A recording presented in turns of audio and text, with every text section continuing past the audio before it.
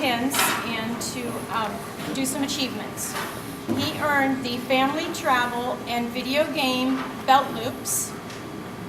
He earned Family Travel Pin, Baseball, Handyman, Video Games, Kickball, and Outdoorsman. He earned all of those pins, some of them with his dad at home, and he earned his Compass Point, Compass Point badge for earning, getting through 8 achievements. Yeah, I want to show everybody what this looks like. You might have seen, this is a little bit of a lesson. When you get to Webelow 2s and you've earned a certain number of achievements, it's either 6 or 8, you get this Compass Point emblem. And this will go on your left pocket or right pocket. Right pocket. It'll go on a pocket. And this signifies that these boys have gone above and beyond what they needed to earn to cross over. The next thing that we're doing at our meeting this month is we are finishing up their achievements for their Arrow of Light Award. And if anybody was at the meeting or the crossover last year, the Arrow of the Light Award is the highest rank that you can earn as a Cub Scout. And it's the only patch that you can wear on your Boy Scout uniform from your Cub Scout uniform. So you get all these cool patches and hardware and everything going on with these uniforms, but those have to stay on your Cub Scout uniform. When you get your Boy Scout uniform, only that one very special badge can go on it. So that's what we're hoping all of our Weeb 2s will get. So, sorry, that was a little self-indulgent, but give these guys a hand. Canine Companions for Independence. And they have an office up here in Delaware. She's going to tell you all about the organization and how she raises puppies. Thank you for inviting me to come tonight. We'll have a question and answer period shortly after I give you some information. First of all, I'd like to ask somebody what the word canine means. Correct. What does the name companion mean?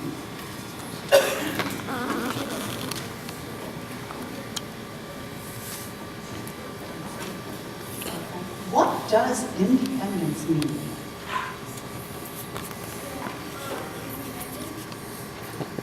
Well, what's that mean? Good job. Okay, so our name is Canine Companions for Independence. You'll notice that as you go around and learn about different organizations with dogs, there's a lot of canine companion things. So we're talking about a dog who's going to be a helper to help somebody do more things on their own. I'd like to introduce to you here Judy. Judy is 16 months old. She is still what we consider to be a puppy. She is in training. We have had her since she was 8 weeks old. And in February, she will be returned to our center in Delaware for advanced or professional training. What's that all about? Advanced or professional training, she's going to learn how to turn on light switches, open up doors, get food out of the refrigerator, pay vendors. Pay vendors too, yeah. Carry food to the person who is handicapped. Canine Companions for Independence raises these puppies for people who have multiple or a variety of handicaps, with the exception of blindness. We are not guide dogs. They are trained so differently, but both dogs are considered service dogs. There's a lot of names that are around out there, aren't there, about all these dogs that are helping people. Can anybody give me some of these names? Well, please. Service dog.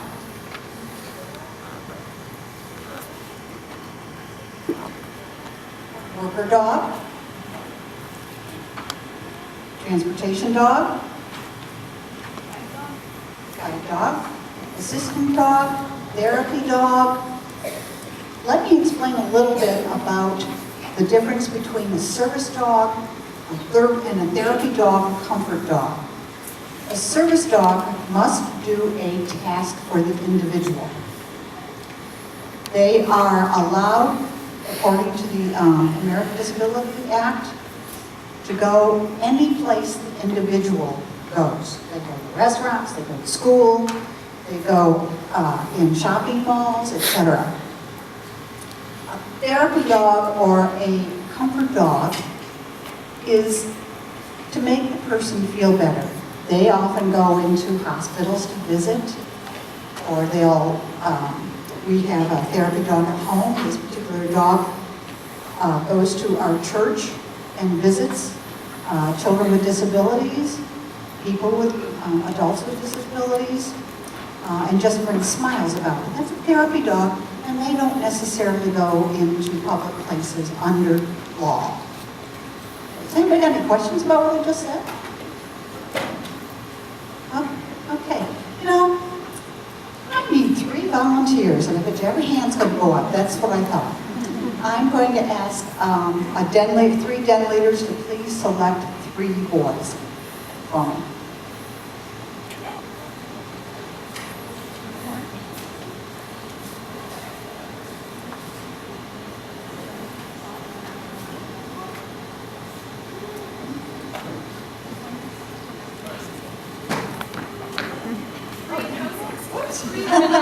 I got 6 up here. You 2 are from the same pack, or from the same den?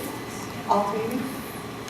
Do me a favor, and I'm going to ask you to have a seat, and we'll do some things later, okay? I've got what I need here, so go ahead and have a seat, and we've got 3 here. Okay, Judy, sit. Judy, down.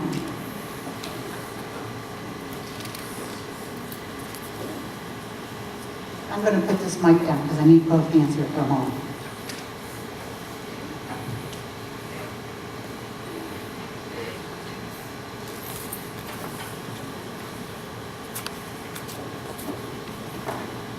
I'm going to ask these boys to do an experiment with me, and then I'm going to ask them how they feel afterwards, and I want you to listen to what they're thinking about as they're trying to do the task. Please put on those gloves, glove for each one, gloves are made for each one, both hands. That's a job. Like those OSU ones, huh?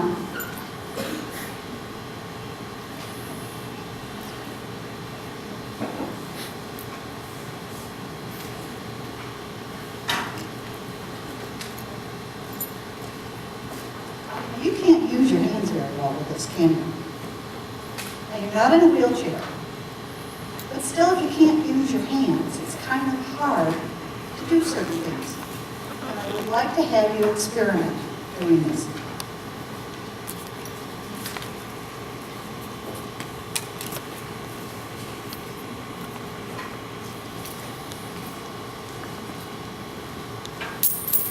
You have just dropped your change all over the floor. Now you have the ability to bend, but you don't have the ability to kneel. I would like to have you pick that up for me if you would. You have just dropped your credit card. Oh, your credit card, you need to get your credit card. Please pick that up. And you have just dropped your pass to the bus. Please pick it up.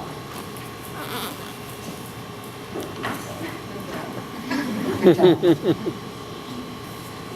You can bend your knees, but you can't go down like this.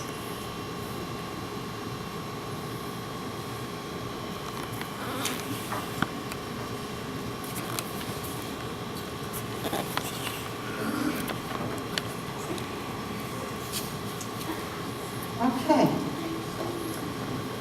Tell me what you felt with the gloves on.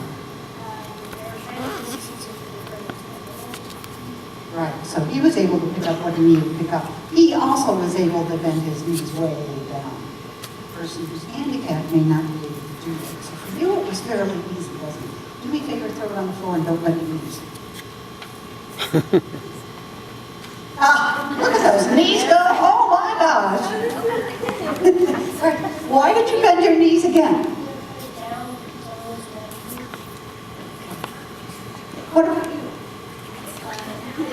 It's kind of hard and it hurts.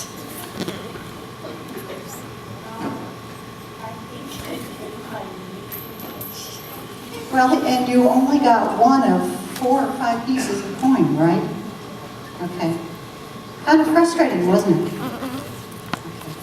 I'd like to have each of you, if you would please take the gloves off and pick up the items for me, that'd be great. But this is what happens when there is a handicap of some sort. Somehow they can't do something. Now Judy is going to be taught to pick up the coins, the paper, and the credit card. And then she's going to be taught to take it to the individual. And I am going to try to show you how she will take it to the individual with a command. Judy, left, all the way. She will have this in her mouth, and I will take it from her. And then I will have what I need, off. Also, when I do the command, shake, watch the extension of those who can see of what we try to do as puppy raisers. Judy, shake. See how far I'm trying to get her paw to come out? I want her to get used to that paw coming out, because when it comes time to learn how to turn on the light switch, I want her to go, boy, turn that light switch on. Okay. Boys, go ahead and next. And thank you very much, appreciate it. We have Judy, we have our dogs. This is our 12th dog that we've raised. We have our dogs for 16 to 18 months, and we teach them 24 basic commands. And all of these commands are the beginning process of being able to somehow learn another, more advanced task. You know, these dogs are taught to carry eggs without breaking them. Why would that be? Can somebody tell me why they would do that? Yes. Go ahead, hon.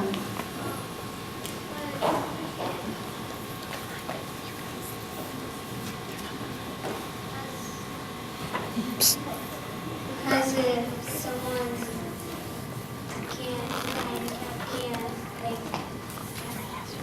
carry their egg or something, then the dog will have them out so you can. Right. And that gives them what we call a gentle mouth. They will hold something very, very easily. If you're out someplace and you see a person that has a dog with a cape on, what's your response going to be to do that? Yes. Perfect. I am so glad to hear that. Did everybody hear that? Yeah. Do absolutely nothing and walk by. Why would that be? Because you don't want the person with the disability to feel bad or... Yes, definitely you're doing that. But you know, the person may have the dog under a command. For example, come on up here. Yeah, come on. Now, I'm sitting in a wheelchair and I have my dog right beside me. Well, almost right beside me. And I want you to walk behind and pet her. California's a long way away from here, aren't they? But you know, one of the main people who helped us get started, Judy said, thank you. How many of you people know Peanuts? The cartoon Peanuts. Do you read the cartoon Peanuts? Okay, good. The writer of that is Charles Schultz. Mr. Schultz recently passed away, and Mrs. Schultz is continuing his legacy with Canine Companions for Independence. That is one of the people who have supported us so well that we do not have to charge our recipients for the dogs. Judy, sit. Now, I want you to think about this economic process. Let's say you're handicapped. Let's say you were in an auto accident, okay? And you need help and you qualify for a dog. but somehow somebody else is going to charge you up to in between $20,000 to $40,000 for that service dog to help you. Would you be able to pay them? Right. We are most fortunate that we can give our recipients. Sorry, it's not a good night for me. Judy, sit. Judy, down. That we can give our recipients, including veterans who come home from war, these dogs free of charge. That is what we call a blessing, to be able to do this. There are many good organizations who are raising service dogs who don't have that ability. So if you know of a friend or somebody, mom, pops, where a dog might be beneficial, please check to make sure it is a qualified organization. We can do that through the American Disability Act, Assistant Dogs International. And if you don't remember that name, call Canine Companions for Independence. We get these pups, they are flown into us after being bred, or whelped is another word for the puppy, to be born. And these people, breeder caretakers, who take the mother, the dame, and they will be with her until her puppies are born. And then they will be with them for 8 weeks. And during this time frame, they will even teach the puppies one command before it gets to us puppy raisers. Now imagine that you got 15 pups floating around you. 15 puppies. Yeah, about 15 of you right there.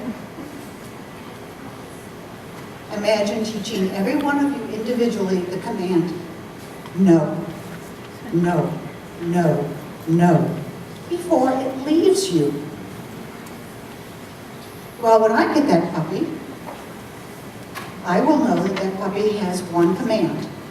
No, that might be sick. And then I start training from there. We socialize the puppy. This is socialization. We give them house manners. No, you don't jump up on the couch. I'm sorry, sweetie, you're not going to do that. You're not jumping up on the bed. And of course, you're not toileting in the house. You're going to go out. And we have to set up a communication between the dog and me that says, I've got to go out to the bathroom. And each dog, surprisingly, it could be different. I have a command, and it is, now bear with me, H, U, R, Y. I don't dare say that. I might have some problems here. That command means that she's going to go out and toilet. Okay. Now this little girl is pretty smart. I take her outside to toilet. She doesn't have to. You know what she does? Anybody got any idea what she might do? Yes. Just stay there. She does a little bit more than that. Yes. Not this girl, some do. Yes. Do play. What this girl does is she sits. She says, no, don't have to go. Not me. Let's go do whatever we need to do. On February 13th, there is a graduation at Dublin Recreation Center at 2 o'clock. It's a Friday. And it's called Graduation and Matriculation Day. Matriculation means to return the puppy to the center.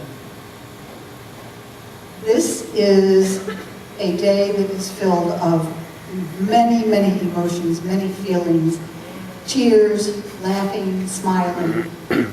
Matriculation means I have to let this pup that I have had for 16 to 18 months go. going up to the center for professional training. She's gone. She's out of my life, not out of my heart.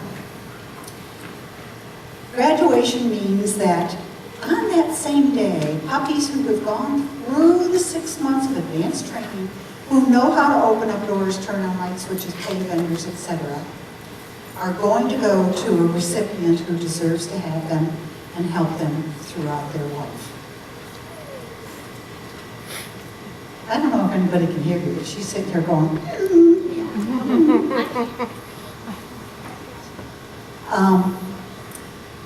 this is an incredibly emotional time to see a dog go into service.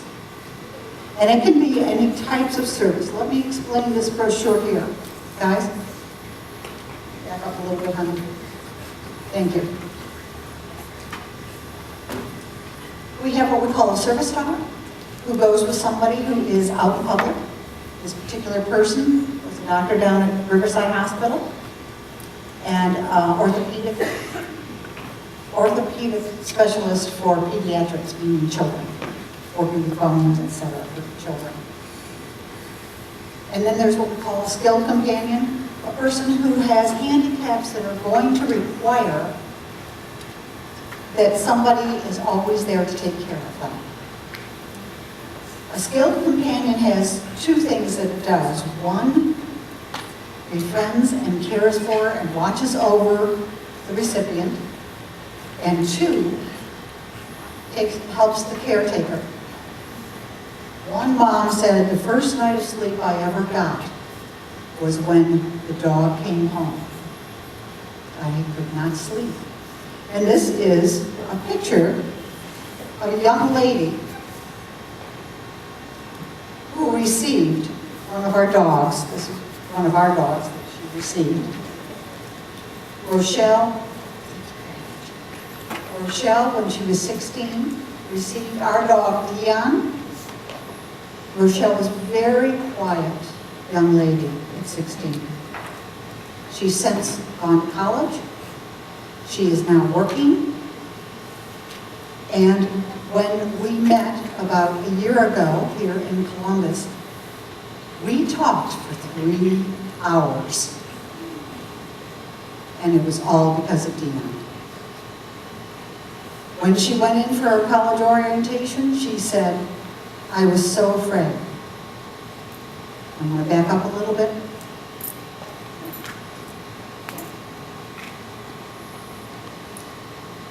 Rochelle, when she went to high school, had an aide with her every day. When she went to college, she had a dog with her. She said she didn't know what people were going to think of me. That's kind of an awkward feeling, isn't it? Here I am handicapped, because with handicapped people, we don't know what to say. We don't know whether to say good day. We don't know whether to say, can I help you? We just don't know what to say to them. But the dog is a social magnet. Hi, you've got a beautiful dog there. Wow, does the door ever open to talking to people? So this is Rochelle, another one of our dogs.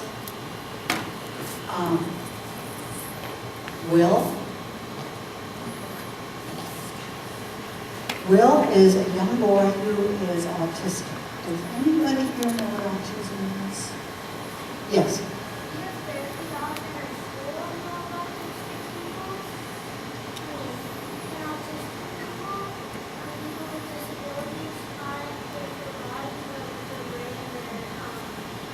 Very good. Very good statement. Will is autistic and nonverbal. He can't talk. Or we don't think he can talk. But interesting enough, when Hava came along, Will decided it was a great time to learn commands. We have a command called release.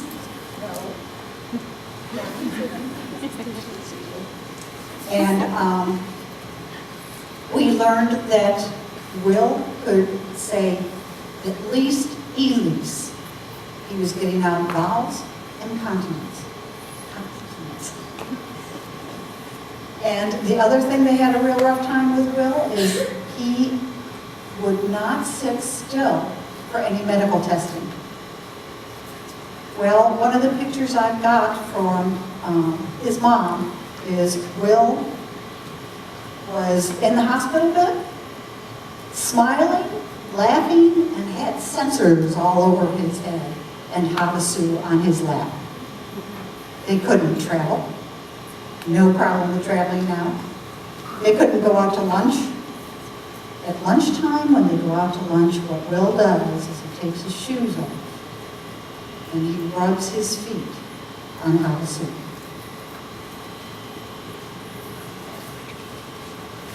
And the next one I've got here is a lady who walks around just fine. This lady has multiple sclerosis. This is Celeste, and she has our Oneida that we raised. One of the things that Celeste cannot do is hang on to anything. She can pick it up, like this, but chances are not too far from she's going to drop it. Oneida picks it up for her. Or sometimes Oneida will carry a small bag for her. One of the things with the multiple sclerosis is Celeste gets ill very easily, very easily. One day, so much so that she carries her phone, her cell phone, in her pocket all of the time in case she has to call her husband. One day she became very, very ill and went into the restroom, and in the process, on the way, the phone fell out of her pocket. She was so sick that she couldn't even crawl to get the phone. She said, it was 11 o'clock in the morning, and she sat there and said, you know, I'm going to wait until 5 o'clock until my husband gets home. Well, Oneida, instinctively, without command, went and got the phone and took the phone to her. She called her husband, the ambulance was called, she was put in the hospital. They told her she would have died by 5 o'clock. She was so sick. So these dogs are bred for calmness. They're bred to be intuitive, to be trainable, and to always be with their recipient.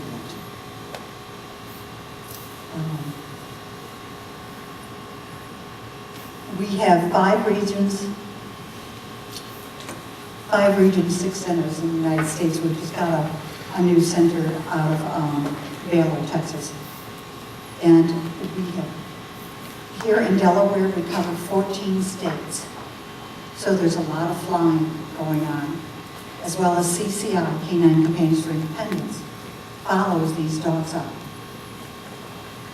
Immediately after graduation, they're talking to each other on a weekly basis and then a monthly basis.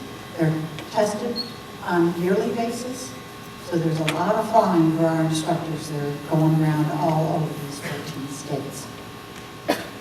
At this point, I'm going to ask if there's any questions. Yes? Would Celeste drop the phone? Would she drop it out of her hand because she drops things easily?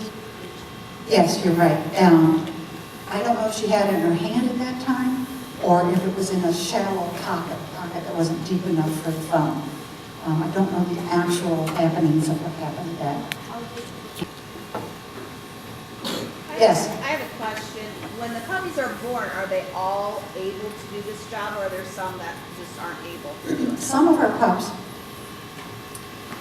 just simply say they're not going to do that. I've got one at home. And 40% of all the dogs bred through Canine Companions for Independence, and we do our own breeding, they are Labs and Goldens and a cross between the two. make it into some sort of service. So we have a whole whopping 60% that what we call is a change of career. What we have discovered is that of that remaining 60%, 40% of them go into some sort of work. They may go into police work, they may become drug sniffing dogs, they may become rescue dogs, they may become therapy dogs. So there's a large percentage of these dogs that somehow are providing service or therapy. Yes?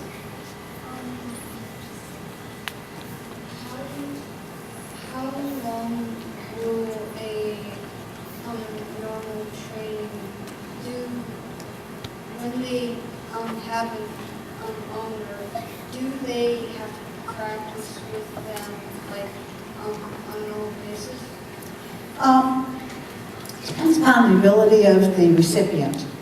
If this is a recipient that is going out into the public quite a bit, yes, they will work them on a routine basis. And some of the commands the dogs have learned may not be needed by this recipient.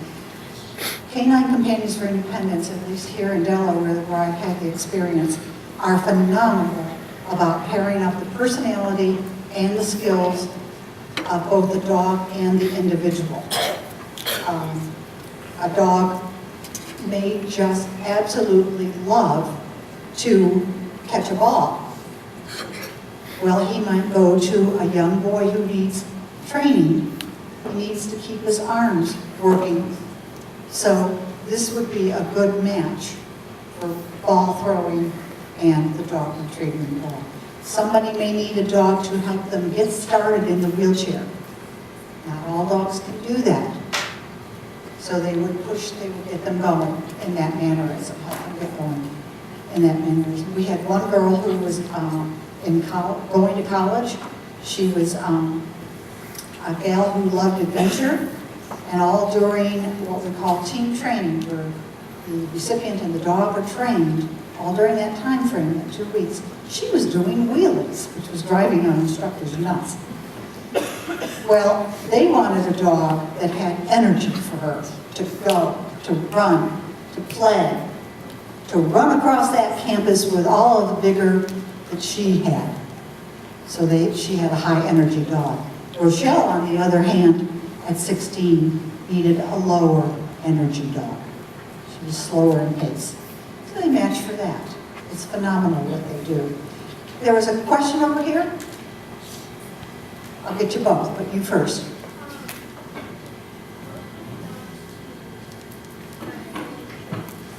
The dogs, now this is through Canine Companions for Independence.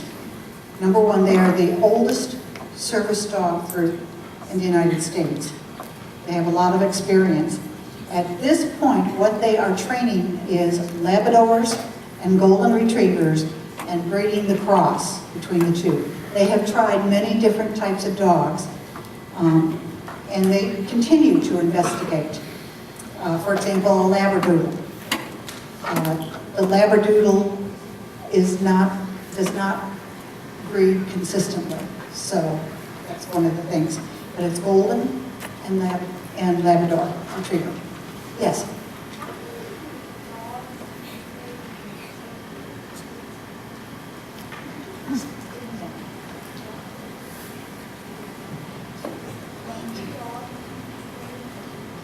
How many dogs do I train a year? We train one dog for 16 to 18 months. Occasionally, How old are the puppies until they become like one of the service dogs? before a dog becomes a service dog, they're approximately 2 years old. We have them for up to 18 months. We got them at 2 months. And then there is 6 months of training. So they're approximately 2 years old before they're really mature enough to go into service. Next question?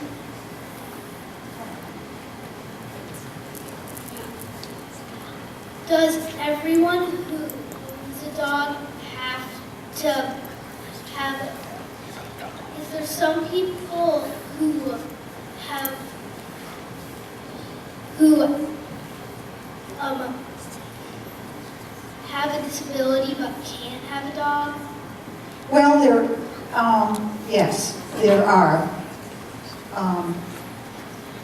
The goal is to provide a safe dog that is going to be of service to the individual. There are some people who don't have the ability to work with a dog, to give commands to the dog, or don't have an assistant that would do the same thing. So there are some people with handicaps that it's just not the wisest thing to have a dog. How long are dogs in service generally, and what happens after they retire?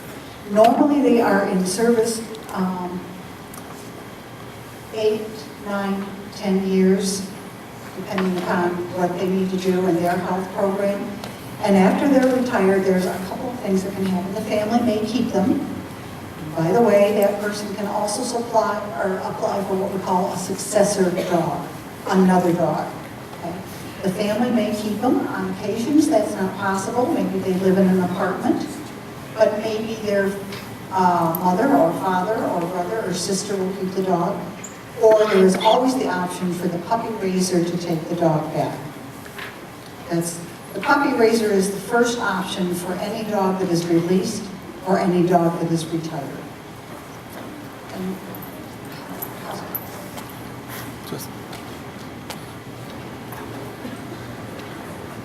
I think we have probably ended this session. Quite often what I do at this point is I will let you pet the dogs, but we've got an awful lot of children here, and that will be a little bit too much for her. So I am going to ask that we just, if you want a pet, we do it one at a time and we line up. But there are announcements, so please listen. Thank you, Nancy. Thank you so much. That creates much. It happens in a flash, but the memories sometimes last forever. It cannot be bought, begged, borrowed, or stolen. But it is something that is of no earthly good to anyone unless it is given away. So, if you're in a hurry and rush to meet someone who is too weary to give you a smile, leave them one of yours. No one needs a smile quite as much as a person who has none left to give.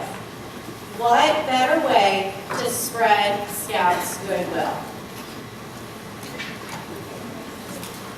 Now, we've talked about being able to pet you.